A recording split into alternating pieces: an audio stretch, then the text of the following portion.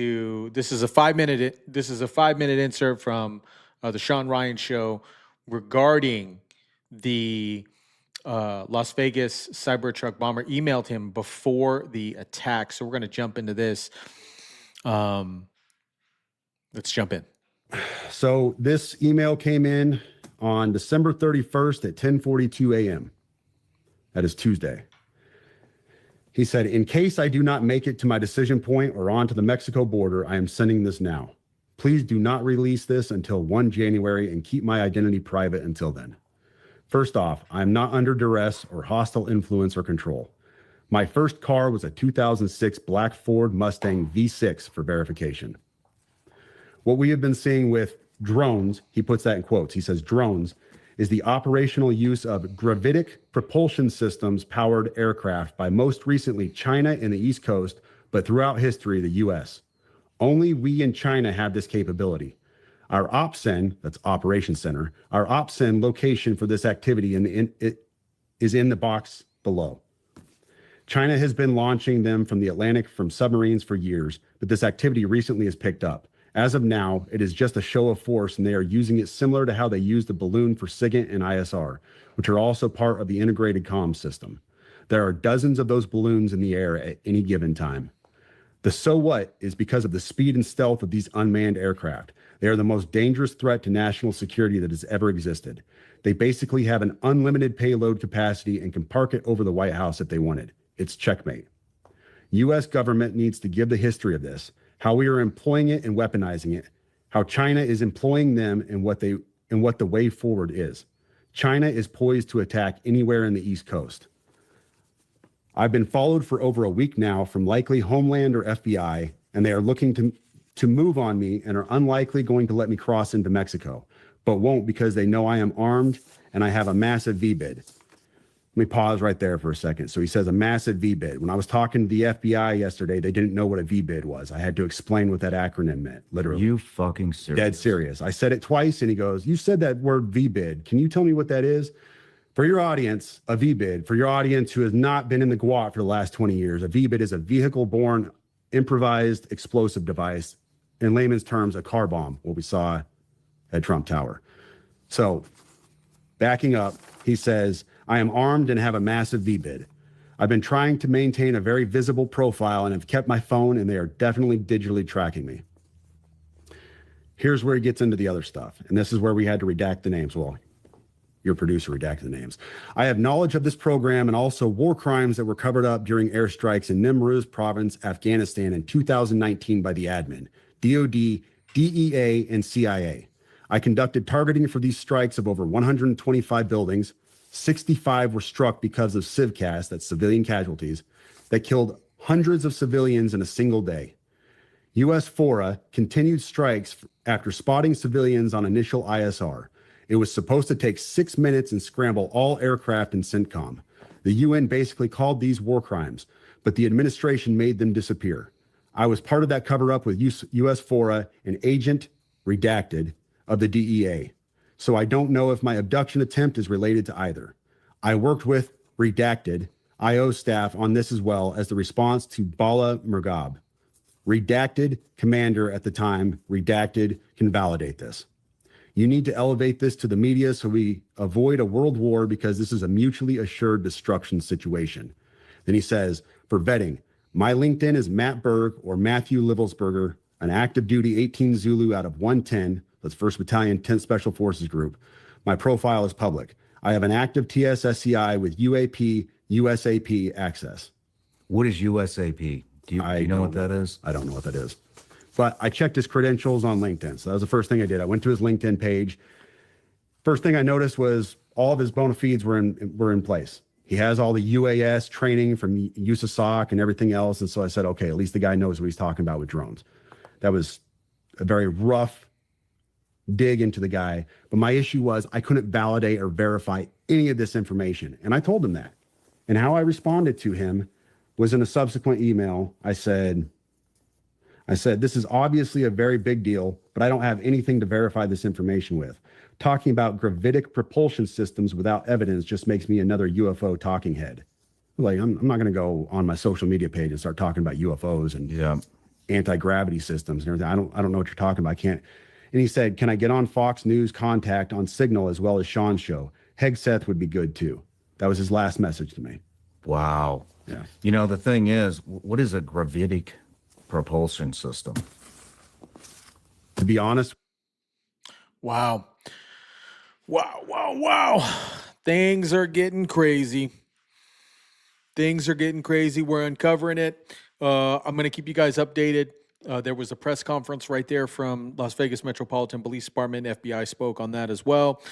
We are going to jump into this press conference, get some more information from Metro, see what kind of comes out, and I'll give my opinions throughout this press conference. Let's jump in. The second was to positively identify the suspect. We've also done that today. I can confirm that that is Matthew Livelsberger. We also wanted to confirm that there were no other actors involved in this incident. I believe we've done that. You'll hear much more about that as we move forward today. We've also today, I'm going to be able to share with you some of what we believe to be his plans and motives as to why he conducted this attack. Now, before we go on, I want to just address a couple of things before we get too far along here. I want you to know that we're very well aware of a podcast that is going around today and the contents of the letter in that podcast. And I just want you to understand that since we've been conducting these press conferences, I have only given you information that we have verified and deemed to be factually accurate. We've been aware of that document for a while now, and we still have not completely gone all the way through that and verified that entirely.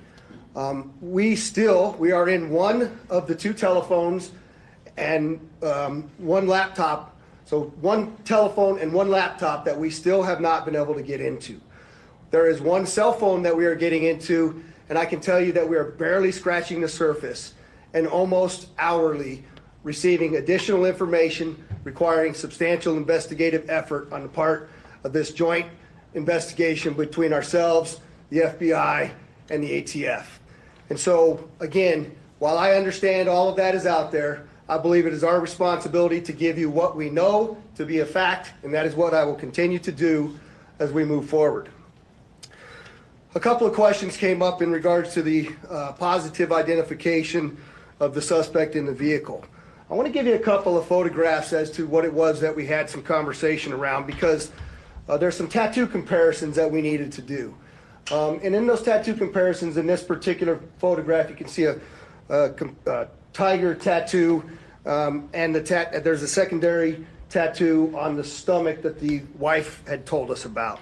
You can see that some of it is burnt, some of it is not burnt, and while the body was still in the vehicle, we were unable to identify those specific tattoos until we were able to remove some of it. Secondarily to that, there's also a surveillance photograph that we obtained of our subject in Colorado wearing that very distinctive brown jacket. You'll see that a little bit later here in some of the photographs that one of the assistant sheriffs is going to talk to you about. There's also a lot of conversation that I hear out there about the fact that the identifications, the credit cards, and the number of things that I provided to you previously did not show up as burnt in the explosion in the vehicle. And so I did think it was important for me to address a couple of those issues so you understand where we're at. That's a photograph of the wallet. It's a leather wallet. Clearly it's burnt up pretty well.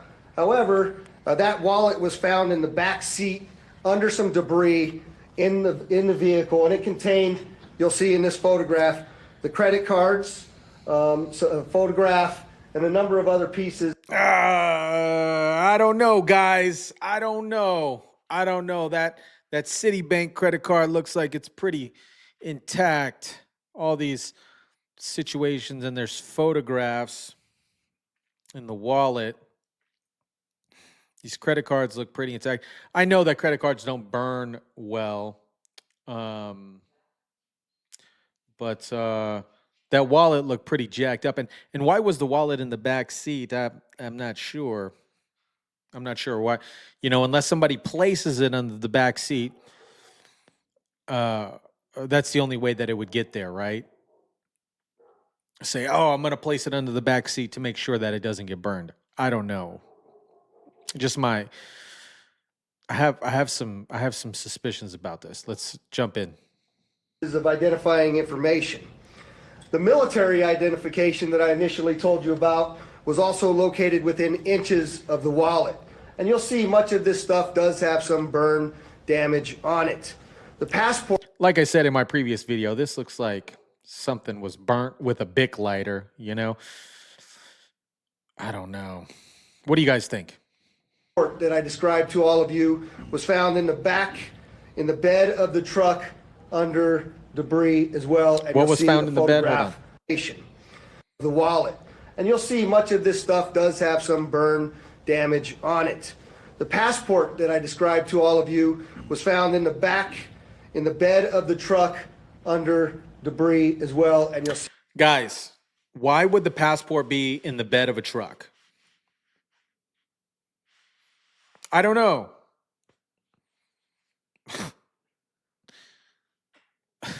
There it is right here.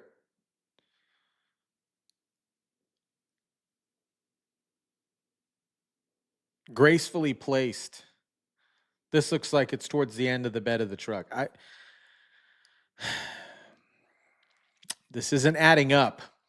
See a photograph of that in there. I also had mentioned to you that we were going to be doing dental records to identify the subject in the vehicle. The Department of Defense provided those dental records to us. We then forwarded them to the coroner, and the coroner also provided a positive identification for us.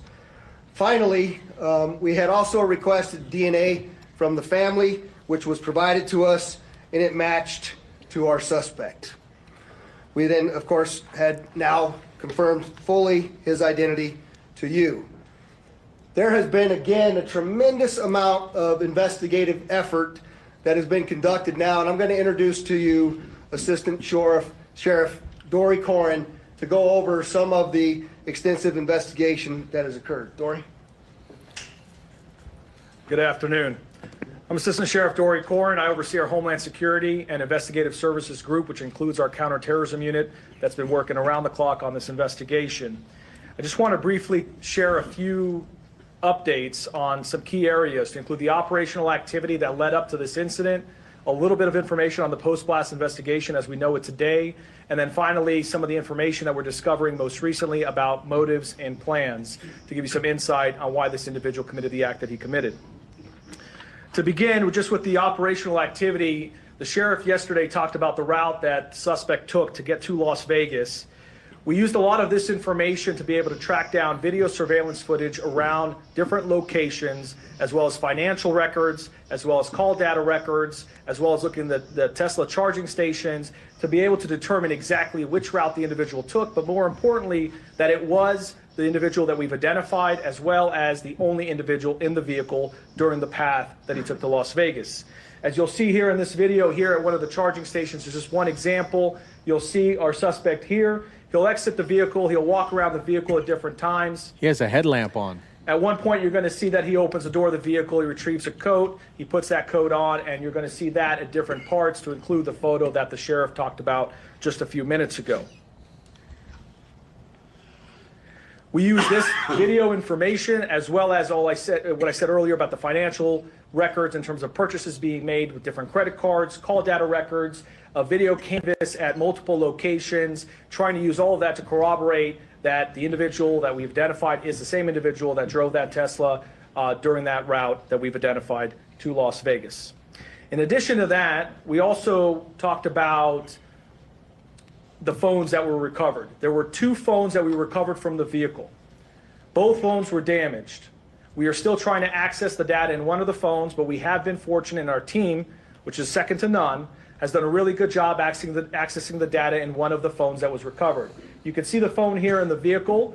It's very burnt from the outside. You can see another image here. But we're able to take this phone and be able to extract the data using a variety of different tools. And in that, we've identified a whole variety of information, but one thing in particular is there was an application in there that the suspect used to take notes. In that application, one of the notes is titled Surveillance Log by the Suspect. It appears to be more of a journal of activity. It dates for about 10 days leading up to the incident, from December 21st to December 31st of this past year. In that surveillance log, or as we would like to call it, a journal, because it's more of a diary of activity that he's conducting, we identify multiple locations that match what we have in the route. We identify activity that we've matched. So for example, him purchasing firearms, him purchasing camping equipment or other types of equipment that were used in this incident matched what our data showed in terms of the route and the video surveillance we were covering along that route. Beyond the operational activity, I want to also get a little bit into the post-blast investigation. So make no mistake, this is a suicide vehicle-borne improvised explosive device, or short, it's a suicide VBID. We know also, as mentioned by the sheriff yesterday, there was a self-inflicted gunshot wound by the suspect. The coroner was very specific in their examination. It was an intraorbital gunshot wound, which essentially means that the suspect put the firearm in his mouth and discharged the gun, and ultimately the round came out to the left side of his head. In addition to that, in terms of our assessment of the post-blast to confirm that he's the only individual involved and the only individual in the vehicle, we did a variety of video and photo comparisons to match the clothing. So if you look here, for example, this is a video in Las Vegas, and you're going to see in a moment here where he parks the Tesla truck, he comes out, and you're going to see some descriptive clothing that matches some of the other video that we've recovered along the route. Please keep in mind, this is a very extensive investigation, so there's a lot of content for us to review and examine. We're just showing examples and samples as we get them. There's more information as we go through it. But in this video, you can see even the distinctive jacket that he is wearing in that vehicle. The other thing that's important is the sheriff mentioned yesterday that Tesla sent to us engineers to come to Las Vegas to help us extract data from the vehicle. Thanks to their support, we were able to extract an SDMI chip from the Tesla vehicle, and Tesla was able to confirm to us using the data from the vehicle that the vehicle was not in full self-driving mode at any time during this incident. Finally, the last category just to touch on is motive, which I know everyone is very eager to try to understand and be able to explain what happened. I'll reiterate what the sheriff said is we still have a large volume of data to go through and a lot of content to go through. As you know, with any one of our devices, there's thousands, if not millions, of videos and photos and documents and web history and all of those things that need to be analyzed. But with that, just as a preview for as we get information, we're trying to be as transparent as possible. There were a couple pieces of content we thought were important to share for now. One is in the note application, he seemed to have two letters. One letter in particular, as you can see here, this is an excerpt from that letter. He says, fellow service members, veterans, and all Americans, time to wake up. We are being led by weak and feckless leadership who only serve to enrich themselves. He goes on to explain a variety of other grievances and issues, some political, some personal, a variety of other things which we will do our best to release very quickly here. But then there's a second letter where there's some more excerpts. This one seems to be dated after the fact in that notes application. Okay, I'm going to rewind that because I don't know if I heard that correctly. This is an excerpt from that letter. He says, fellow service members, veterans, and all Americans, time to wake up. We are being led by weak and feckless leadership who only serve to enrich themselves. He goes on to explain a variety of other grievances and issues, some political, some personal, a variety of other things which we will do our best to release very quickly here. But then there's a second letter where there's some more excerpts. This one seems to be dated after the fact in that notes application. Does he mean after the fact of the incident or after the fact of this initial insert? And in there, you can read a couple of the excerpts. We are the United States of America, the best country, people to ever exist. But right now, we are terminally ill and headed towards collapse. This was not a terrorist attack, it was a wake-up call. Americans only pay attention to spectacles and violence. What better way to get my point across than a stunt with fireworks and explosives?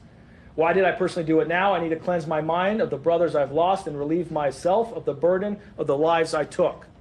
I'd like to just also expand on that and understand that these are just excerpts. In there, he does offer additional information that is varying on the spectrum in terms of political grievances, issues about the conflicts elsewhere, not here, domestic issues, societal issues, a variety of other things, including personal challenges as well.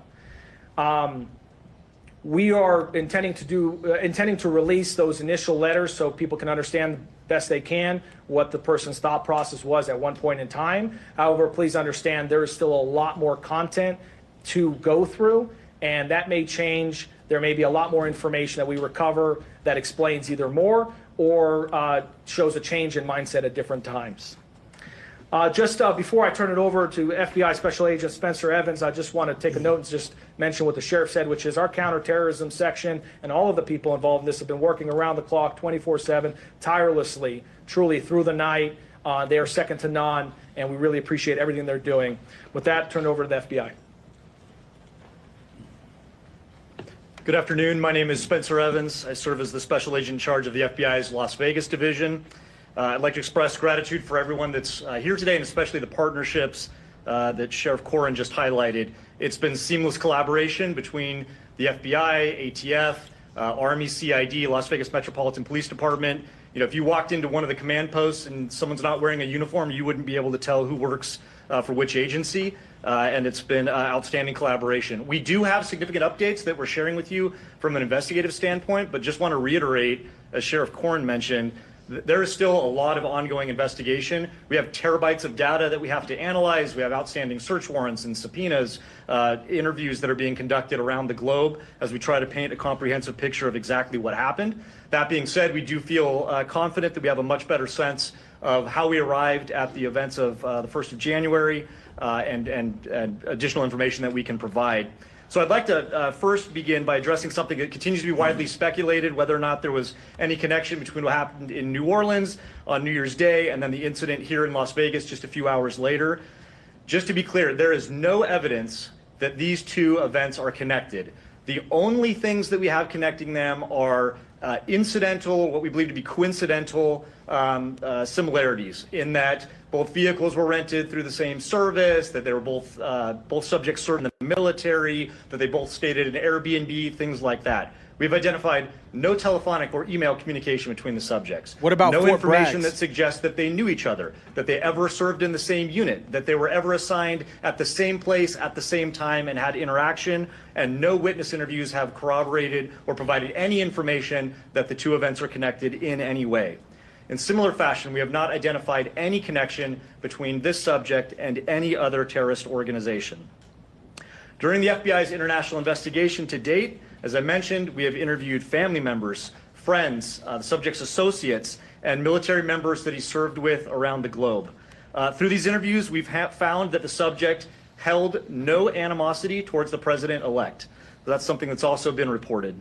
Investigative steps have discovered, and information from the Army indicates, that he likely suffered from PTSD, and we are also aware that there were potential other family issues or personal grievances in his own life that may have been contributing factors. Again, we're looking into all of that. It's evident that the subject considered, planned, and thoughtfully prepared for this act alone. That's what we believe, and we have no information to the contrary at this point. The FBI has been able to confirm some of this through the utilization of video footage in public areas as he traveled from Denver to Las Vegas. We have video footage that shows that he is alone outside of the vehicle, and that corroborates again what Las Vegas Metropolitan Police Department footage has also shown. The FBI, as the sheriff indicated, facilitated obtaining DNA from a family member that was able to be conclusively matched to confirm the subject's identity. As Sheriff Corrin mentioned, although this incident is more public and more sensational than usual, it ultimately appears to be a tragic case of suicide involving a heavily decorated combat veteran who is struggling with PTSD and other issues. Yesterday, I wanted to highlight, I mentioned a tip that was unverified that the FBI had received. Sheriff McMahon will talk about this. It's now floating around there on podcasts. This is a tip that the FBI received after the bombing occurred that seemed to describe some of the personal grievances that the subject may have held. We still have not conclusively determined that that's from the subject, but feel confident based on evidence that we're uncovering on his devices that that was in fact from Leivelsberger. I want to reiterate that, prior to this incident, the FBI did not have any information on this subject. He was not on our radar. He didn't have criminal history. There was nothing that we would have been looking into him for up until this point. Last thing I just wanted to highlight briefly is it's not lost on us. We understand that there were victims. While the subject himself was the only person that was deceased, there were several folks that were injured, and obviously any sort of incident like this has a traumatic impact on the greater community and folks that are rightly so going to be scared and concerned, and some people that were inconvenienced and some that were taken to the hospital with injuries. We'd like to remind everyone that we're working with Las Vegas Metropolitan Police Department advocates, the Office of Emergency Services advocates, and the Southern Nevada Resiliency Justice Center to offer services to these victims. We recognize that there may be victims that are yet unidentified. So for those that might be suffering or otherwise impacted, we'd ask you to reach out to the FBI at 1-800-CALL-FBI. And in similar fashion, as we reiterated yesterday, anyone who has tips related to the subject or this particular incident, please call us at 1-800-CALL-FBI or submit a tip online at tips.fbi.gov. And with that, I'll turn it over to the Assistant Special Agent in Charge from the ATF, Kenny Cooper.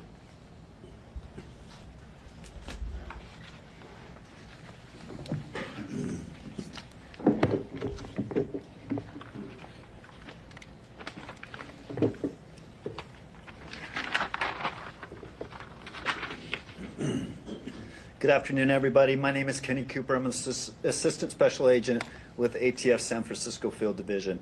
I have some very quick resource updates. ATF has brought in some of our top experts from our National Response Team that will assist with the sifting through the debris of the Tesla. And that's an abundance of caution to make sure that we've got the initiation sequence identified as best we can from the evidence that survived the thermal event of this explosion, and to ensure that no other bad actors were involved in the initiation of that device.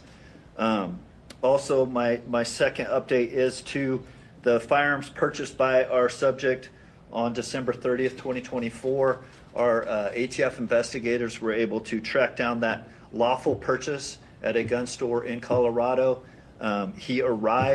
Our subject arrived in that gun store by himself on December 27th and initiated the ATF Form 4473 and actually paid for those two firearms that were recovered from the Tesla on the 27th and was sole occupant of a vehicle arriving and departing that on that date. And then on the 30th, we have video evidence of our subject entering that gun store as the sole occupant of the Tesla. He actually received and transferred those two firearms and took into his possession at that time and departed as the sole occupant in the Tesla. Those are the two updates that I'm here to provide to you at this time. Thank you.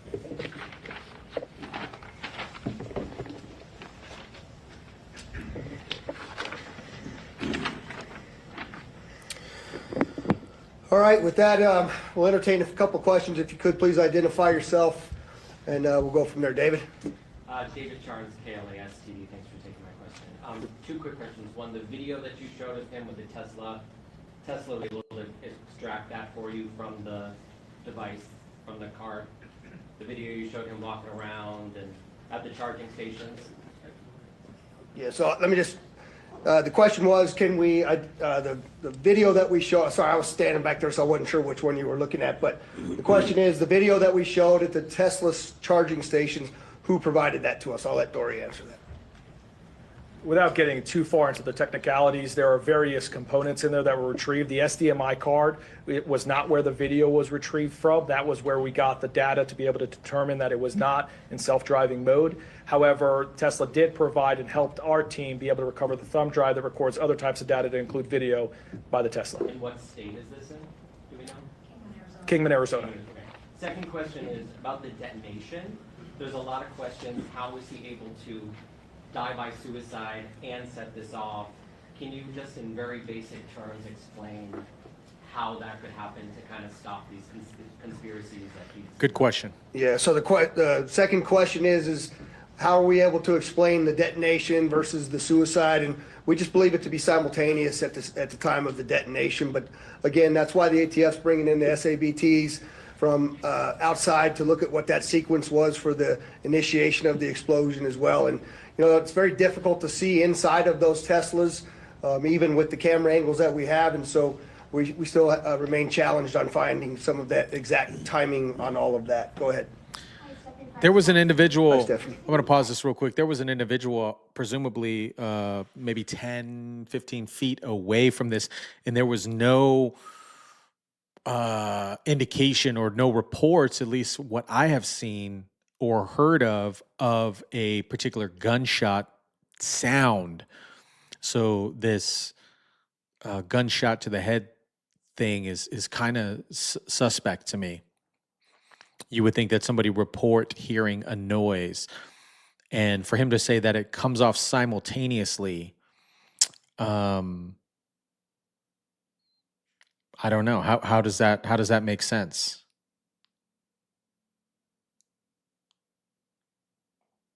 We're seeing reports that he had another alias as Matt Berg and went on a TV show in 2013. Have you guys managed to confirm that? So the question is if we knew of a alias of Matthew Berg and he had been previously on a television show. We've seen that reporting but have not verified that reporting. Behind you. Yes, Kevin Nimes with NBC News. How would you describe his state of mind in these final days, given everything that you read from his notes app and the manifesto that you see that you referenced going around in the podcast? Have you guys been able to rule out that it was not from him, or is it still up in the air that it could have been from him? So the question is, how would I describe his state of mind in the manifesto that was described on the podcast? Have we been able to determine whether that was from him or not? And I'll answer the first part is, I'm not comfortable giving you state of mind just yet. I certainly am leaning a particular way, but again, I'd like to be factual to you. I think when you read the documents that we're going to give you a link to at the end of this press conference, that you can go in and make some of your own assumptions about what that is.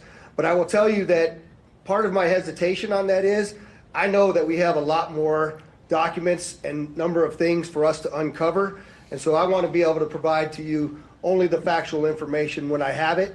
And so I'm not gonna opine on what I believe his state of mind was at that particular time. But certainly you can see some troubling aspects in his life as well. And I don't know if you want to address the second part, Spencer? Yeah, so in terms of the so-called manifesto that's circulating online, we have strong evidence to suggest that it was the subject that wrote it, but we haven't conclusively proven that yet. And that evidence relates to other evidence that we're finding that we're able to compare that lead us to believe it was in fact him who sent it. Jaywan? Do you have an update on... Is it Jaywan? Yes, Jaywan from 13. Do you have an update on the conditions of the other people who are injured? The question is, do I have any updates on the conditions of the people who were injured? And I'm told that they're all relatively minor injuries, and they've all been released from the hospital. Kristen Drummond with News 3. As you were showing us these experts, can you say why definitively he chose the Trump International Hotel and why he decided to come here to Las Vegas? Yeah, the question is, with the excerpts that we showed, can we definitively identify why he chose the Trump Hotel Tower location as well as Las Vegas? And the answer is no. In fact, I think when you read through some of that, you might find that there were some other considerations as well for other locations. We can't verify all of that at this point, and so that's why I haven't talked about that publicly. Do you know what other locations he was considering, and were they here in Nevada? There was one location in Grand Canyon that was specifically talked about there, but we haven't been able to verify anything as well. All the way in the back. She has a question. Berenice Zúñiga with Univision Las Vegas. Thank you for taking my question. In regards to what happened in New Orleans, I know that you guys mentioned it's a coincidence, but what main evidence makes it different to what occurred over there? That it's not being considered a terrorist attack here. So the question is why don't we consider what happened in New Orleans and what happened in Las Vegas connected? And the simple answer to that is we don't find anything to actually point us in that direction. There are those coincidences that we have spoken very openly about, but we have not found throughout this entire investigation anything that ties the two attacks directly together. Go ahead in the back. And I call into the Las Vegas Review Journal. I have a question. Were you guys able to identify the type of explosives that were in the vehicle and where he would be able to find those? So the question is, were we able to identify the types of explosives that were in the vehicle and where he was able to find those? There's a mortar type fireworks in the back of the vehicle, some camping fuel, and we do know that it looks like from that document that we're going to provide to you that he may have stopped outside of a location in New Mexico and obtained those fireworks legally. But that is another aspect of the investigation that continues. Hi, Noble Brigham with the Review Journal. Hi, Noble. Thanks for taking my question. We've heard that the suspect wasn't opposed to President-elect Trump. Do we know anything about what his political views were? The question is that we know that we've said that he was not opposed, the suspect was not opposed to President-elect Trump, and do we know what his political views are or were? There's a variety of different reporting out there, Noble, on what that is and some of the people around him and what their particular political views were. I think when you read some of these documents, you'll see that he actually calls it a stunt in one of these documents that we're going to release to you, that he was trying to get the attention of the American people because he was upset about a number of different things. But I'll let those writings speak for themselves. I'm not conclusively telling you anything about his political affiliations at this point, but I think that's more to come on that. Sir? Anders Gutierrez at CBS News. Talk to us about you have an individual who is obviously struggling with mental health here, a member of the military service. There are others out there who may be struggling with this, a lot of mental health issues here. When they read these letters that you're about to release, how do you quell others who are struggling with the same from carrying out and seeing this as an inspiration? How do you quell the copycats out there? Yeah, so the question is obviously there's mental health involved in this, as we've already talked about, and how do we quell the others that are similarly situated to him out there in America? And you know, I think Spencer rightly talked about this for a moment is what you can tell by looking at this, that PTSD from a highly decorated United States currently serving military individual, from what I'm told was 5 tours of combat, obtained some of the highest awards you can get. It's not much different, quite frankly, than the reasoning why we started our wellness bureau here at Metro. I think some of the stuff that they're saying right there in the press conference are kind of sus. They're covering some stuff up, at least in my opinion. This email to this individual on the Sean Ryan show had more information, at least for me, and I can't cultivate the validity of this email, but I'll unfold more information as it kind of comes out. Let me know what you guys think about this entire situation. Drop it down in the comment section down below. Smash the like button, share, subscribe, and as always, guys, I'll catch you on the next one.